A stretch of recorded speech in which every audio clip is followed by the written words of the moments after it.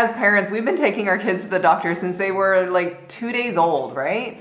For regular growth checks, for immunizations, from that cough or fever that just keeps lingering, we've been taking our kids to the doctor's office and asking the doctor loads of questions about our child's health, and now our child's entering adolescence. It's usually around this age that we start preparing our kids for how to manage and take care of their own health and talking to them about preventative health care. I'm Kathleen, and I make videos for parents on how to have the modern day sex talks. Now, if you've got a child with a male reproductive system in the middle and high school range, they'll probably be having their first physical exam soon. Now, side note here, I've talked with a lot of parents from around the world on my private Facebook group, and it seems as though physicals seem to be more common in the US and Canada in comparison to like Australia and the UK.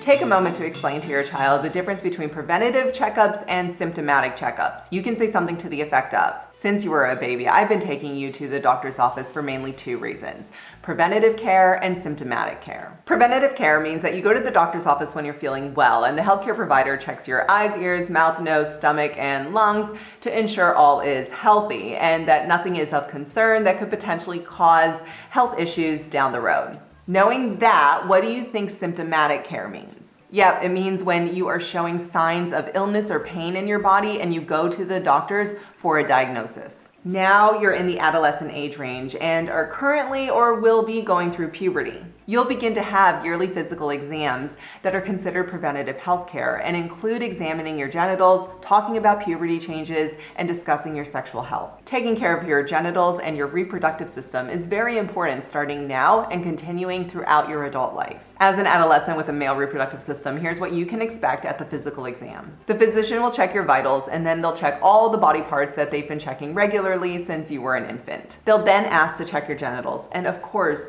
you can say no if you prefer. But the reason that they need to check your penis, scrotum, and testicles is that they need to look for potential hernias and tumors that can happen in the genital area. Identifying these problems early can prevent potentially serious health issues, including cancer. Some kids your age are uncomfortable with a physician examining their genitals for a variety of reasons. A major reason being that they're worried they'll get an erection or embarrassed if they do get an erection during the exam. But as you know, because we've talked about erections can happen for no reason at all. They just happen. Erections are a common and healthy bodily function, and the physician knows this and is aware. They won't make fun of you or embarrass you if an erection occurs. They are simply checking your genitals because it's their job to identify any issues that could potentially impact your health. Now, if your child has an intact penis, the physician may pull back the foreskin and check around the head of the penis for any signs of infection. Now, of course, this isn't necessary if your child is circumcised because the head of the penis is already exposed. Also, most parents are asked to remain in the room during these exams.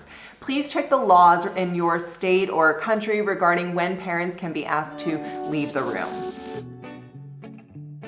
Talking with your kid and prepping them is key on what to expect, but also give a heads up to the physician if you can. Let the physician know that this is the first physical for your child, and it would be helpful if they could take the time to explain what they're going to check and why they're going to check it beforehand. Ask them if they can model consent language before touching your child's body in order to show and respect bodily autonomy. This doesn't need to be like an additional appointment or anything. Just ask them to do this during the exam. Because your aim here as a parent is to make sure that this physical goes well, so that your child sees preventative healthcare as a positive experience, and they develop the self-efficacy to take care of their own health by going to a healthcare provider. So if you can email or call the physician prior to the appointment, try that. If that's not an option, write it all out and give it to the receptionist and ask them if they can give it to the physician before they're called back for their appointment. Now, some healthcare providers are great and are willing to ensure a positive experience, while others just want to do their job and move on. So depending on your physician, this may be a possibility or not. The way sexual health care is presented in schools, it may seem like it's all about STI testing. But remember, parents, taking care of our health includes our sexual health. And this first physical for your child with a male reproductive system is about normalizing going to the doctors on a regular basis, discussing sexual health care, and potentially preventing serious infections from occurring. You're also helping your child to develop the skills to be able to talk about sexual and reproductive health care with their doctor, as well as their peers and potentially their future partners in a comfortable and medically accurate way. Puberty is really amazing when you think about it, how the body is able to change and gain the ability to reproduce. It can also be scary and nerve-wracking for your child to now have to learn how to take care of this new body that they're growing into. So give them a heads up and talk about the annual physical exam and its importance to their health throughout the rest of their life. Parents, if you want to join the private Facebook group, the link to it is in the description below. I'm Kathleen, and I'll be back next week with another video.